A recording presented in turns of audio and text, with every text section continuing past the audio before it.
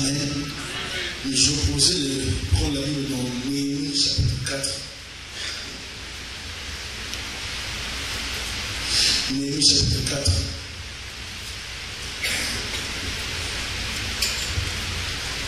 Néhémie 4.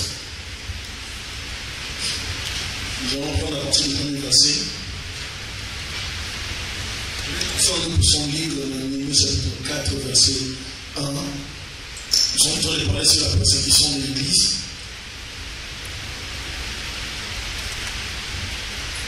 Est-ce qu'on peut lire ensemble, s'il vous plaît? 1, 2, 3. Lorsque Sanballat apprit que nous rebâtissons la muraille, il fut en colère et très irrité. Il se moqua des Juifs et dit devant ses frères et devant les soldats de Samarie, à quoi travaillent ces Juifs impuissants? Les laissera-t-on faire? Sacrifieront-ils? Vont-ils achever? Redonneront-ils vie à des pierres ensevelies sous les monceaux des poussières et consumées par le feu? Tobija, l'ammonite, était à côté de lui. Il dit qu'il bâtisse seulement si un renard s'élance, il renversera leur muraille de pierre.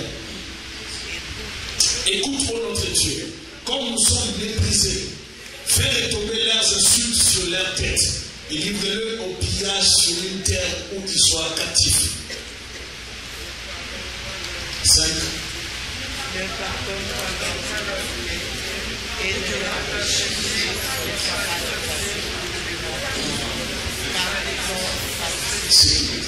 Nous rebâtîmes la muraille qui fut partout achevée jusqu'à la moitié de sa hauteur, et le peuple prit à cœur ses travaux.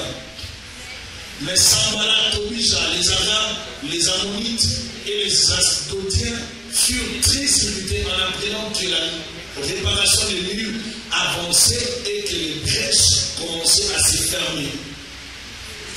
Ils se liguèrent tous ensemble pour venir attaquer Jérusalem et lui causer du dommage. Nous priâmes notre Dieu et nous établîmes une garde jour et nuit pour nous défendre contre leurs attaques. Cependant, Judas disait, les forces manquent à ceux qui portent les fardeaux, et les décombres sont considérables, nous ne pourrons pas bâtir la muraille. Et nos ennemis disaient, ils ne sauront et ne feront rien jusqu'à ce que nous arrivions au milieu d'eux, nous les tuerons et nous ferons ainsi cesser l'ouvrage. Or, les Juifs qui habitaient près d'eux vinrent 10 fois nous avertir de tous les lieux d'où ils se rendaient vers nous. C'est pourquoi j'ai placé dans les enfoncements derrière la muraille et sur les terrains secs le peuple par famille, tous, avec leurs épées, leurs lances et leurs arcs. Je regardais et m'étant levé, j'ai dit aux grands, aux magistrats et au reste du peuple, ne les craignez pas, souvenez-vous du Seigneur, grand et redoutable, et combattez pour vos frères, pour vos fils et vos filles, pour vos femmes et pour vos maisons. Lorsque nos ennemis apprirent que nous étions avertis, Dieu anéantit leur projet et nous retournâmes tous à la muraille, chacun à son ouvrage. Depuis ce jour, la moitié de mes serviteurs travaillaient et l'autre moitié était armée des lances, des boucliers, d'arcs et des cuirasses. Les chefs étaient derrière toute la maison de Judas. Ceux qui bâtissaient la muraille et ceux qui portaient ou chargeaient le fardeau travaillaient d'une main et tenaient une arme de l'autre. Amen. Amen. Chacun d'eux, en travaillant, avait son épée sainte autour des reins. Celui qui sonnait de la trompette se tenait près de moi. Alléluia. Nous sommes en train de parler de la persécution. Ici, j'aimerais parler aujourd'hui dans les contextes de Néhémie, chapitre 4. La persécution a toujours été le résultat extérieur découlant d'un malaise ou d'un pincement au cœur ou d'une souffrance intérieure dans l'homme. Ceux-là qui persécutent ont une crainte dans leur cœur mal exprimée. Ils ne veulent pas voir la joie des autres. Ils sont aussi animés d'une peur de voir les autres réussir ou accomplir un projet quelconque. La persécution peut venir sous forme de moqueries, des menaces, des intimidations, des paroles, des découragements des paroles d'accusation, des paroles qui combattent la foi de ceux qui ont accepté de croire à une vision ou à un objectif donné. Nous sommes dans l'histoire de Néhémie qui avait eu la vision de rebâtir la muraille de Jérusalem. La motivation de cette initiative découla de l'état de sécurité dans lequel son peuple vivait. Alors il décida de prier et de faire les démarches nécessaires pour lancer les travaux de la reconstruction de la muraille. Néhémie, un gars de la diaspora qui quitte la diaspora, qui arrive avec une très bonne initiative, n'est-ce pas, de réparer la muraille de Jérusalem. Mais il rencontre de l'opposition. Il rencontre de l'opposition. Malgré sa bonne volonté, il trouve quand même des gens bien déterminés à les combattre. Il arrive avec une bonne pensée, mais il rencontre des gens qui étaient déterminés à l'arrêter. Pourquoi la persécution? Pourquoi l'opposition alors que la personne amène une très bonne pensée? Pourquoi s'opposer à une personne qui amène des bonnes idées? Il arrive de voir parmi les humains, là où les gens habitent, là où les gens se retrouvent toujours, il y a toujours des soucis, il y a toujours des opposants, il y a toujours, n'est-ce pas, des ceux-là qui ne supportent pas l'excellence dans l'autre. Moi, je dirais, une bonne intention attire une mauvaise réaction des gens qui sont autour. Lorsque Sanballat apprit que nous rebâtissons la muraille, il fut en colère et très irrité. En psychologie, la colère est considérée comme une émotion secondaire à une blessure, un manque, une frustration. En biologie, la colère provoque, on dit que la colère provoque plusieurs modifications physiologiques, préparant les corps au mouvement et à la réaction. Elle se traduit par une augmentation de l'activité cardio-respiratoire, une accélération du rythme cardiaque, un afflux de sang, notamment dans la partie supérieure du corps, ce qui peut colorer la peau. Vous voyez certaines personnes qui se fâchent, vous voyez le visage change directement. La respiration devient ample et rapide, ce qui cause notamment la hausse involontaire du volume sonore lors de l'expression de la parole. La colère provoque aussi une contraction involontaire du corps dans son ensemble et en particulier des mains qui tendent alors à se fermer en point, ainsi du visage dont les sourcils se froncent et les mâchoires se serrent, donnant une expression dure au visage.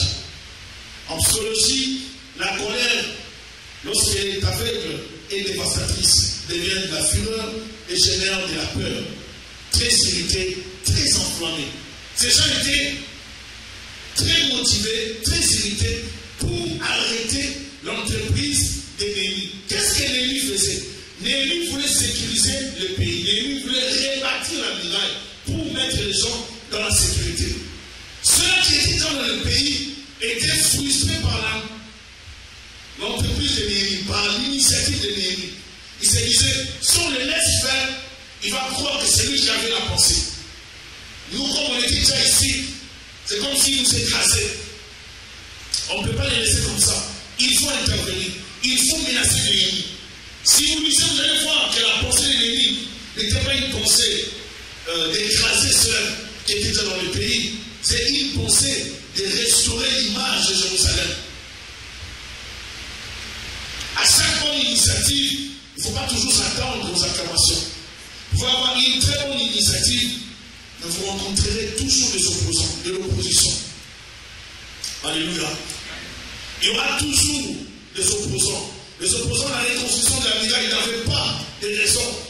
Ils s'étaient sentis menacés par le courage de Néhémie et son zèle pour Dieu. Ils ont eu peur de ce que les gens allaient dire de lui, car il avait laissé son travail pour retourner à Jérusalem dans le seul but de rétablir ou de rebâtir la muraille de Jérusalem. Une bonne initiative, une opposition non justifiable. Une bonne entreprise fut montée pour rebâtir la muraille. Une autre entreprise parallèle fut créée afin de s'y opposer farouchement. Mais pourquoi cette opposition? Parce que le climat d'insécurité favorisait le mal et les intimidations de ces groupes de méchants. Ils aiment les désordres pour être des petits rois. Et Néhémie venait avec la pensée de rétablir l'ordre dans la ville de Dieu. Et ils n'ont pas supporté ça. Et il voulait qu'il y ait des désordres. Il voulait qu'il y ait ce sentiment d'insécurité. Ainsi, Sanballat, Tobie, Jean Bocham et leur groupe allaient, n'est-ce pas, semer la terreur, dominer dans le pays. Mais il vient avec une pensée qui va limiter les dégâts. En rétablissant la muraille et le culte parmi le peuple de Dieu. Il veut redonner à Dieu sa première place. Il veut sécuriser le peuple et donner à Dieu sa première place dans le pays. D'où la raison de toute cette opposition non soutenable. Pourquoi ces gens se sont opposés à Néhémie? Parce que Néhémie avait une pensée de restaurer le culte. Deuxièmement, ou la premièrement, je dirais, la première c'était de rétablir, de restaurer d'abord la muraille, sécuriser le peuple. Parce que ça veut dire dans la sécurité, on va prier dans la paix. Dans la sécurité, on va prier dans la tranquillité. Alors il fallait reconstruire, rétablir la muraille de Jérusalem. Et puis ramener le peuple à la lecture de la loi et à sa pratique. Deuxième point, ne jamais s'occuper des moqueurs. Je parlerai de ce point dans le verset 2. Verset 2, le chapitre 4. Elle me dit, il se moqua des Juifs et dit devant ses frères et devant les soldats des Samarie, à quoi travaillent ces Juifs impuissants? À quoi travaillent ces Juifs impuissants? On les appelle impuissants, mais ils travaillent. Et les laissera-t-on faire? Sacrifieront-ils? Vont-ils achever? Redonneront-ils vie à des pierres ensevelies sous des monceaux, des poussières et consumées par le feu? Et cela c'était dit, Tobija, l'ammonite, était à côté de lui et il dit, laissez-les bâtir. Si un renard se lance, il renversera leur muraille de pierre. Pour dire, c'est pas du solide, c'est pas fiable de leur entreprise. Ils étaient déterminés, n'est-ce pas, à arrêter ces travaux. Ils étaient déterminés à arrêter ces travaux. Et c'est la même chose qui arrive dans l'église. L'évangile du Seigneur dérange le monde. Il est puissant de savoir se focaliser si son objectif est d'avoir les regards ailleurs. Car ce que les ennemis veulent, c'est attirer ton attention ailleurs, afin de te faire perdre du temps. Ils veulent te déconcentrer. Ne te justifie pas devant eux, mais travaille et produit des résultats. Les moqueurs ne savent pas comment vous décourager. D'où ils vous créeront des choses. Ils vous créeront des accusations. Ils créeront des distractions, des pièges, des embuscades et toutes sortes d'obstacles avec une imagination satanique dans le but de vous fatiguer, de vous décourager, dans le seul but de vous déstabiliser, de vous sauter la foi, de vous distraire, de vous arrêter ou de vous stopper. Ce que l'ennemi veut, c'est arrêter. Ils ne veulent pas que tu pries. Ils ne veulent pas que tu avances. Ils ne veulent pas que tu t'engages dans l'œuvre du Seigneur. Ils ne veulent pas les diable, les démons n'aiment pas ça. Et la persécution est à deux dimensions spirituelles et aussi la dimension physique. Amen. Dans 1 Pierre 4 et 12, 1 Pierre 4 et 12, la Bible dit, mais bien aimés, ne trouvez pas étrange d'être dans la fournaise de l'épreuve, comme si vous arrivait quelque chose d'extraordinaire. Alléluia. Ne soyez pas surpris comme d'une chose étrange qui vous arrive de la fournaise qui est au milieu de vous, pour vous éprouver. Dieu peut permettre qu'on passe par la tribulation, par la persécution, par la souffrance, par les rejets, juste pour nous tailler, juste pour nous apprendre. On apprend rapidement dans la souffrance et Dieu permet cela. Dieu permet des fois qu'on travaille avec des adolescents de l'effondrement.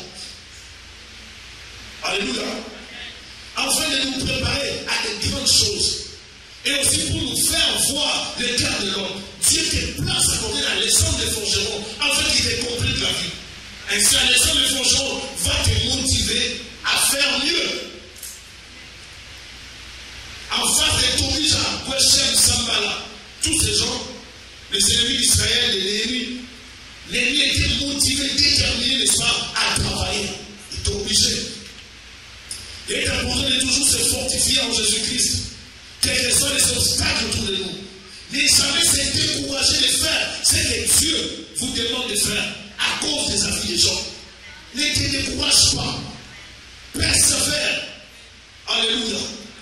Ne te décourage pas. Quels que soient les avis des gens tout le temps, n'abandonne pas. Persévère. Mais il va prier, il va dire à Dieu, fais tomber leurs insultes sur leur tête et livre-les au pillage sur une terre où ils soient captifs. Ne pardonne pas leur iniquité et que leur péché ne soit pas effacé devant toi, car ils ont offensé ceux qui bâtissent.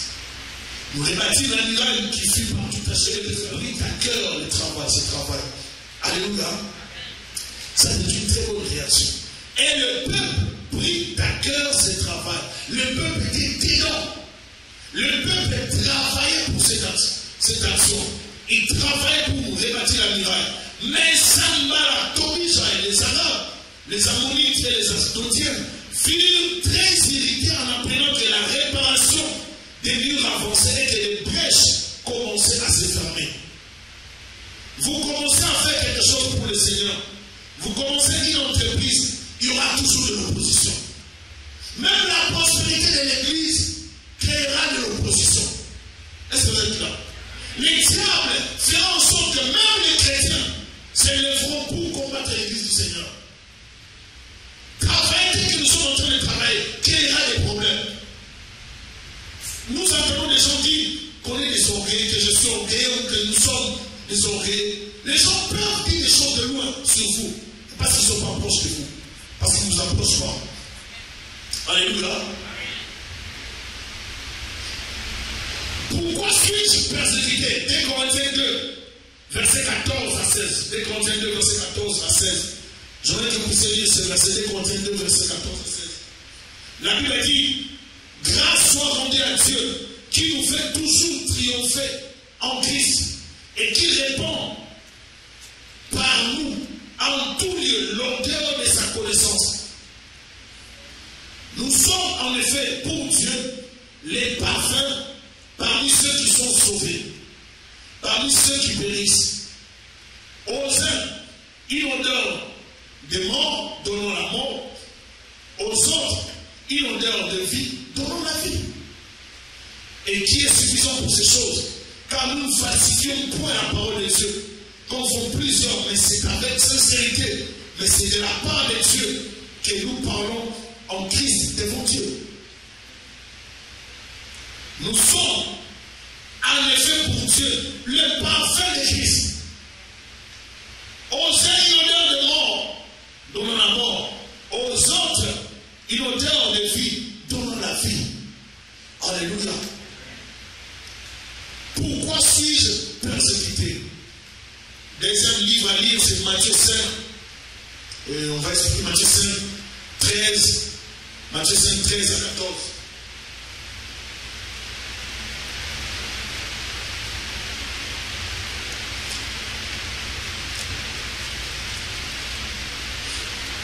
Vous êtes le sel de la terre.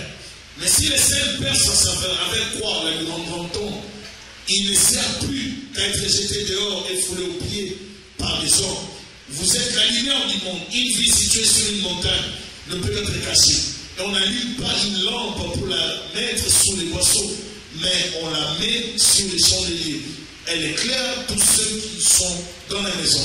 Que votre lumière luise ainsi devant les hommes, afin qu'ils voient vos bonnes œuvres et qu'ils glorifient votre Père qui est dans le ciel. Amen. Alléluia. Les chrétiens sont comme les parfums de Christ. Les chrétiens sont comme le sel de la terre et la lumière du monde. À cause de ces trois éléments, les chrétiens sont combattus. Les chrétiens ne sont pas supportés.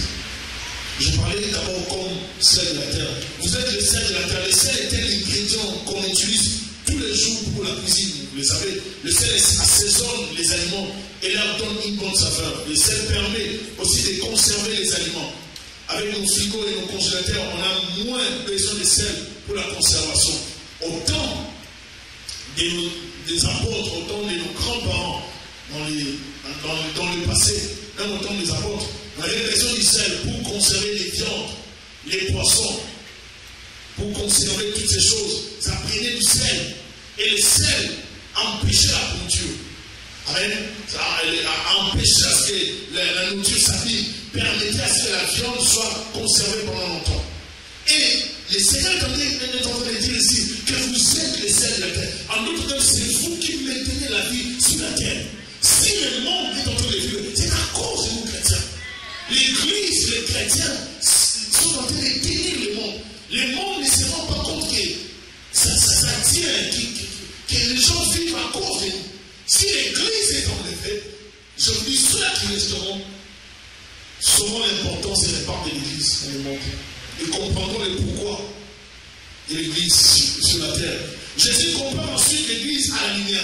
Vous êtes la lumière du monde. La lumière est un cadeau de Dieu indispensable à la vie. Nous avons besoin de la lumière du soleil, qui est notre source d'énergie.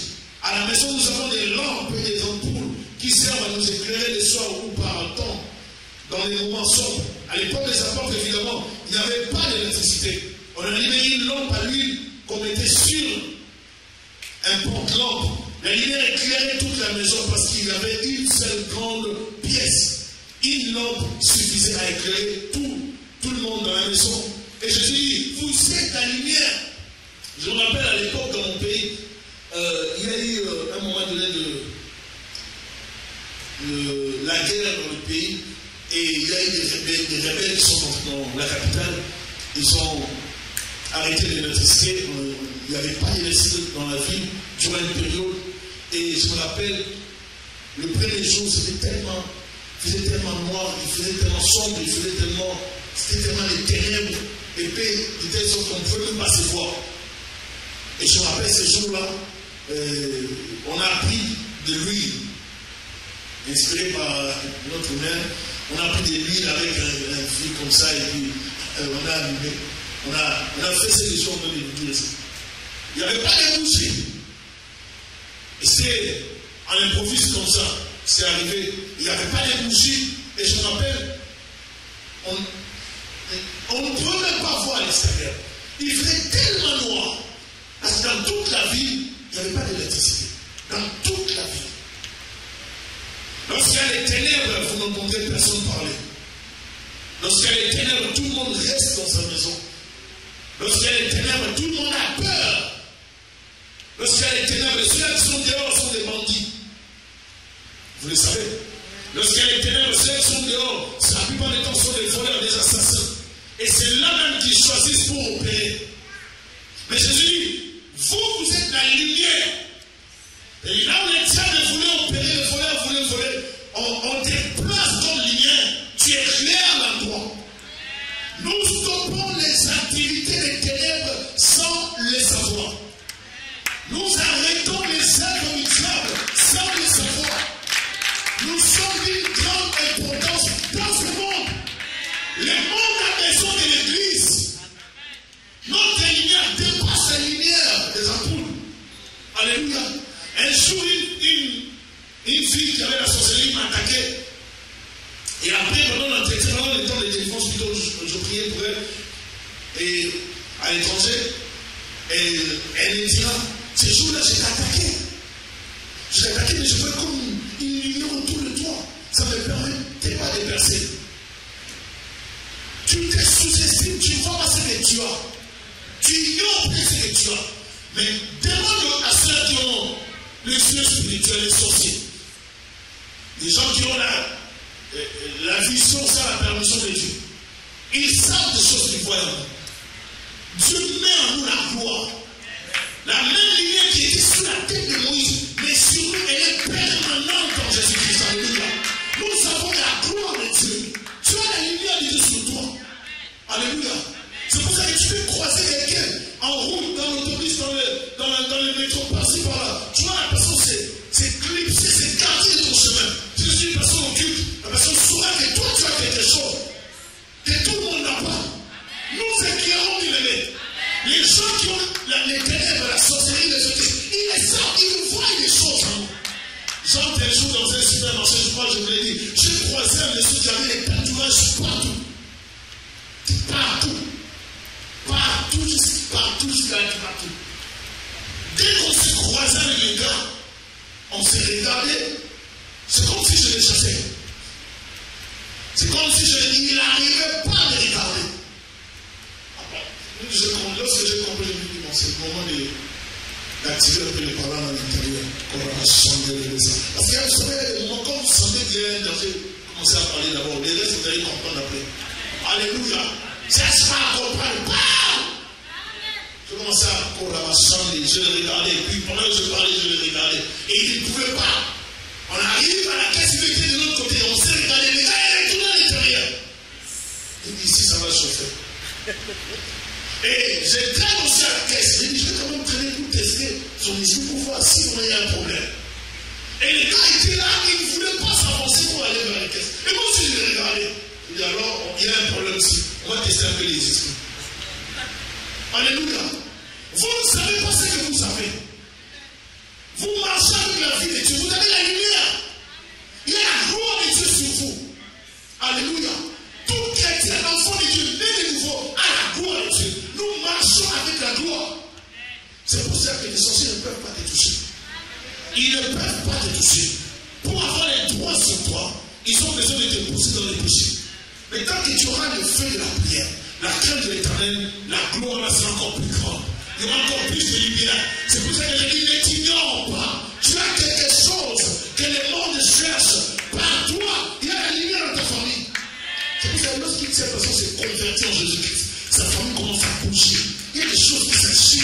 Vous voulez voir des choses qui s'agitent. Vous vous demandez pourquoi. Parce que toi, tu as introduit une lumière que tes ancêtres ne connaissaient pas. Tu viens briser un principe dans ta famille. Par la lumière que toi tu as introduit, les ancêtres, là où ils sont, commencent à se dire, mais cet enfant, qu'est-ce qu'il amène dans notre famille? Nous, on a jamais fonctionné comme ça. Tu amènes les yeux véritables. Et dit, vous êtes les saints de la terre, la lumière du monde. Vous êtes le parfait de Christ. Pour ceux qui veulent vous détruire, vous êtes comme l'honneur de la mort. Pour ceux qui vous combattent, dès que tu arrives quelque part, tu dégages la lumière, tu dégages aussi ton parfum. Nous avons des choses en nous. Dieu dépose des choses. Dieu a mis des choses en nous. Et nous ne pouvons pas nous sous-estimer. Je vais te dire que tu as la grâce de Dieu en toi. C'est pour ça que vous allez voir, dès qu'un chrétien arrive quelque part, on sent l'odeur du chrétien. Sa vie dégage la chrétienté. Et que les gens qui parlent, je vous ai dit une fois, les mardis, les gens qui parlent beaucoup et qui critiquent beaucoup, ou qui parlent en mal contre vous, ne sauront pas vous regarder en face. Amen. Est-ce que vous êtes là? Amen. Et ces gens qui t'obligent à aller s'en aller, ça peut être aussi des gens de l'église. Ça peut être des gens, des amis de l'école, au cégep, à l'université. Ça peut être des collègues du travail. Si quelqu'un n'arrive pas à te regarder souvent en face, il y a un souci. Il peut y avoir un problème. Alléluia. Et il va souvent nous permettre de comprendre nos ennemis, mais qui sont proches de nous. Je vous ai dit les mardis que Jésus avait prié. Et Dieu lui a donné Judas. Et Dieu lui a donné aussi Thomas. Judas, quelqu'un qui aimait beaucoup l'argent. Lorsque la femme répandait les parfums sur Jésus-Christ, Judas s'est plié à côté. Mais lui aussi, Jésus, il pouvait arrêter cette femme. Ça, c'est pas fait, c'est un prophète des camps, on pouvait faire ça. On a des problèmes d'argent ici. Je sais ce qu'il fait. Il n'est pas conscient du budget. Il est dans l'entreprise. Moi, je suis financier ici. Je sais, vous pouvez comprendre. Ou bien il est dans l'argent ici que la femme touche quoi. Je sais qu'est-ce qu'il fait. Judas parlait. Et c'est une sorte de lui. Prenez ça au sérieux. Judas s'est plié. Il a un peu soulevé les autres. Il a monté les autres. L'esprit de Judas, on les trouve toujours dans les églises.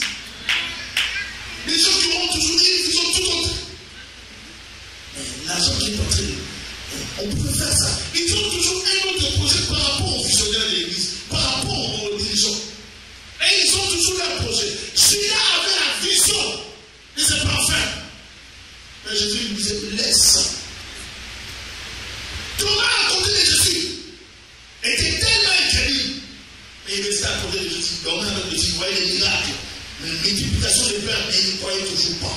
Si quelqu'un ne veut pas vous croire, même si vous dormez avec la personne ne va pas vous accepter. Alléluia. Thomas dormait avec Jésus. Jésus était un sans-abri, un SDF. Vous le savez, non? Ça ne le sait pas. Mais Thomas passait les temps avec Jésus-Christ. Partout où Jésus mettait sa tête, Thomas était avec lui. Il a fait des miracles. Il ne croyait pas. Jésus dit, après ta maison, on va voir Lazare. Thomas dit à l'autre, l'homme mourit avec lui. C'est-il que je crois qu'il y a un problème? Alors on va nous lapider. Je me fais toujours dire que c'est un problème. Si le plan logique, rationnel, Thomas avait raison. Alléluia. Thomas, si le plan rationnel, il avait raison. Parce que la logique est ici, je suis arrivé. Parce que les sœurs avaient fait la démarche de demander à Jésus de venir avant, lorsque Lazare était malade. Mais lui, il dit, lorsque Lazare était mort, la logique était que si Jésus a guéri, on allait soit les tabasser. Et la réflexion de Thomas est une réflexion rationnelle, logique. Mais Dieu n'est pas là. Si vous allez comme ça, vous sortez de la foi. Je suis enseigné ici la notion de la foi. Alléluia. Il voulait apprendre à Thomas à croire encore à Dieu. Et Thomas ne croyait pas. Ils arrivent, s'attendaient à être lapidés. Il arrive. Ils ont vu les miracles. Lazare est sorti. Thomas continue de ne pas croire. Déjà compliqué. Même lorsqu'il fait des miracles. Déjà compliqué. Qui s'opposent facilement. Même lorsqu'il fait la main de Dieu. Oh non, ce n'est pas la main de Dieu. C'est des choses comme ça. Ce sont des choses qui arrivent par hasard. Ça arrive partout. Oh, vérité. Il y a des gens comme ça. Quand Dieu fait quelque chose dans la vie, il faut apprendre à dire merci. Et que ça, c'est la main de Dieu. La main de Dieu, lorsqu'elle arrive dans ta vie, vous voulez sentir, il même vous toucher, vous voulez sentir quoi? Quand Dieu fait les choses, tu avais un dossier quelque part pour l'emploi. Tu pars, tu attends, on t'appelle, on t'embauche. C'est la main de Dieu. La main de Dieu, tu veux voir une main qui bouge quoi? C'est comme ça que Dieu agit. Le médecin qui va t'opérer. Tu pars là-bas, Dieu permet l'opération, mais tu en sors très bien. C'est la main de Dieu. La main de Dieu partout. Derrière le médecin, il y a la main de Dieu. Parce que si là, il n'y a pas la main de Dieu, tu vas mourir. La main de Dieu est partout. Un véritable enfant de Dieu est reconnaissant envers l'Éternel dans le moindre détail. Alléluia. La main de Dieu est partout. Les médecins t'injectent des produits, mais il y a la main de Dieu. S'il n'y a pas la main de Dieu, tu vas mourir avec des produits. Dieu est là. Dieu nous accompagne. Il faut savoir reconnaître les œuvres de l'Éternel de nos vies. Alléluia. Le parfait. La vie d'un chrétien est un message. Un parfait de Dieu. Lorsqu'on voit un chrétien, le chrétien dégage la vie. Le chrétien dégage la vie. Le chrétien donne les goûts de la prière, les goûts des choses de Dieu. Nous avons un parfait de bon odeur que nous devons dégager. Pour les gens qui n'aiment pas les choses de Dieu, ils vont sentir qu'on leur dégage l'odeur de la mort. Ils ne supportent pas les choses de Dieu. Ils ne supportent pas ce que nous dégageons. Nous avons une sémence, la sémence de Dieu. Vous savez la chose de Dieu en vous. C'est pour ça qu'il arrive des fois, vous êtes dans une famille, vous êtes dans une maison, vous êtes dans un endroit. Vous arrivez là, vous ne parlez pas. On arrive facilement à dépister que vous êtes chrétien. Un enfant de Dieu peut se casser. Mais si les gens qui sont autour sont vraiment des bons païens, ils sauront que toi tu ne vis pas comme eux. Que tu as quelque chose de différent. Toi tu es chrétien. Alléluia. Tu peux essayer de parler le langage des païens, mais ils vont commencer à te rattraper. Mais tu parles pas bien. Tu vois quelque chose. Alléluia. Il y aura des choses que tu vas rater. Il y aura des phrases que tu ne vas pas bien prononcer. Tu auras du retard dans ta façon de parler. Parce qu'ils sont habitués. Moi, je voudrais te dire aujourd'hui, ma soeur, mon frère, nous sommes les sels de la terre, la lumière du monde et le parfum de Christ. C'est à cause de ça qu'on nous combat. C'est à cause de ça. Nous arrêtons les ténèbres. Nous empêchons le mal de prendre place. Dès que nous sommes quelque part, le sel entre en action. Ça arrête l'activité du mal. Alléluia. Dès qu'on arrive quelque part, il y avait un projet macabre. À cause de notre présence, nous éclairons l'endroit. Nous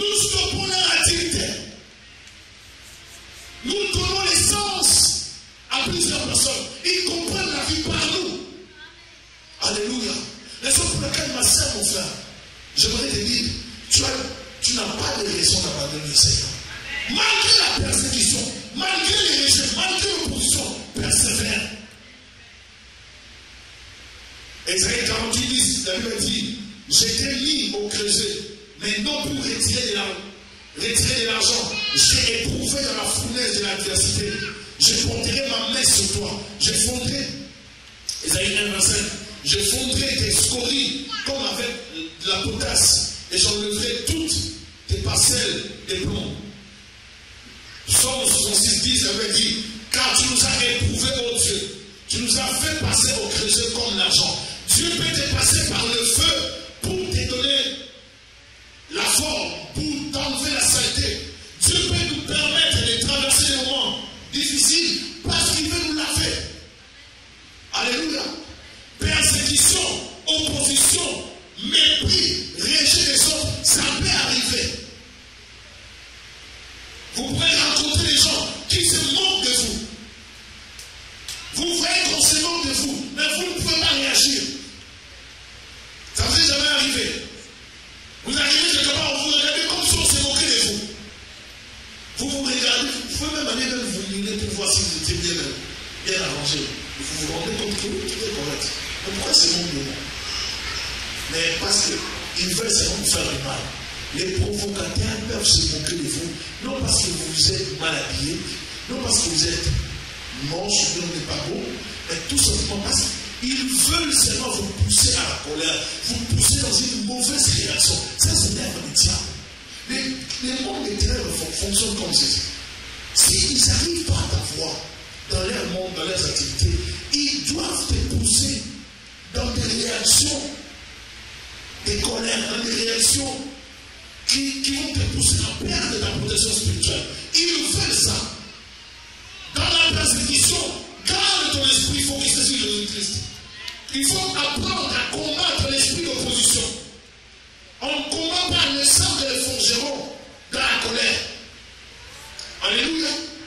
On ne combat pas ça dans la t'obligeant avec des coups. On les combat d'abord dans la prière. L'attitude d'Inoël et Néhémie, c'était la prière. Apprendre à dire aux gens de prendre ça. La prière, la force du croyant. La prière, la force du chrétien. Hier vers 10h du matin, je me suis levé. Bon, j'en ai pas encore. Je me suis levé vers 1h, je suis allé dans la cuisine, je commençais à prier. J'ai prié, je murmurais un peu, mais j'ai senti les Saint-Esprit me pousser pour apprendre les temps dans la prière. Mais dans les noirs, oui. Mais j'ai senti le soleil, je devais aller dormir. Je me suis dit, bon, je vais prendre quelques temps et chipoter un peu la prière. Alléluia. Parce que vous devez être fou de la prière. Vous ne pouvez pas savoir pourquoi Dieu vous met des fois l'envie de la prière. Vous ne savez pas. Mais je me suis dit, bon, si Dieu me met des prières en ce moment, c'est pour arrêter. Je suis fatigué, mais je commence à circuler ici dans la cuisine. Je circule, je prie. Je priais qu'on ramasse les gars. J'ai dit tout ça, j'appelle ça. Il faut prier. Avant de faire un projet, Néhémie a prié. Tu veux te marier, il y aura de l'opposition. Tu veux être tranquille avec ton mari, ta femme, il y aura de l'opposition. Il peut y avoir même des gens, les gens peuvent s'élever pour combattre ton mariage. Est-ce que vous savez que tu peux perdre le mariage, des choses que j'ai rencontrées dans le ministère, voir les gens perdre leur mariage à cause des copines. Aller créer un problème auprès de ton fiancé. Lui dire des choses qu'il ne fallait pas dire. Et même des faussetés, des mensonges bien élaborés dans les laboratoires sataniques. Bien travaillés. Et dès qu'on présente, ça déstabilise la relation. Est-ce que vous êtes là? Malgré ce genre de situation, lorsque tu vas te retrouver, lorsque tu te retrouveras face aux ennemis de ta vie, des gens qui en veulent à ta vie, qui veulent à tout prix finir avec ta vie, toi entre dans les zones de la prière, entre dans la zone du combat spirituel, enferme-toi dans la prière, demande même, au lieu d'aller au Bahamas pendant une semaine, au lieu d'aller à Hawaï pendant quelques jours, enferme-toi dans le son, prière le matin.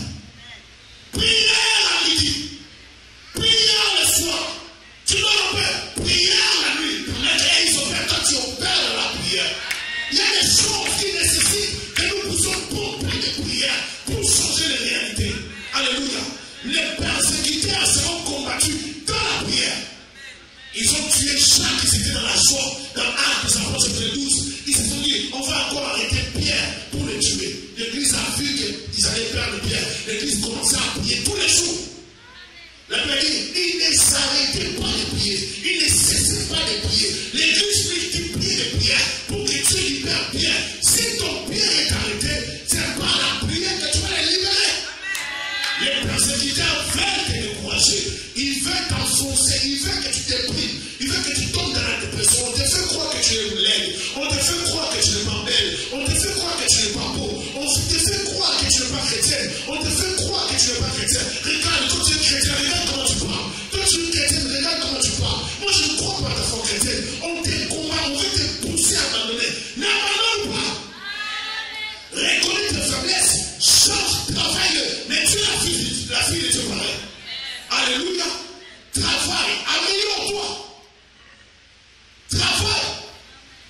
Les sambala, les toris, les gauchers ne sont pas des gens à combattre n'importe comment. La prière. Alléluia. Alexandre les forgerons par la prière. Et si Dieu permet, je le mets loin de toi. Alléluia. Je vais continuer sur ça après parce que je ne peux pas. J'ai pensé finir aujourd'hui, mais je ne peux pas. Que le Seigneur vous bénisse abondamment.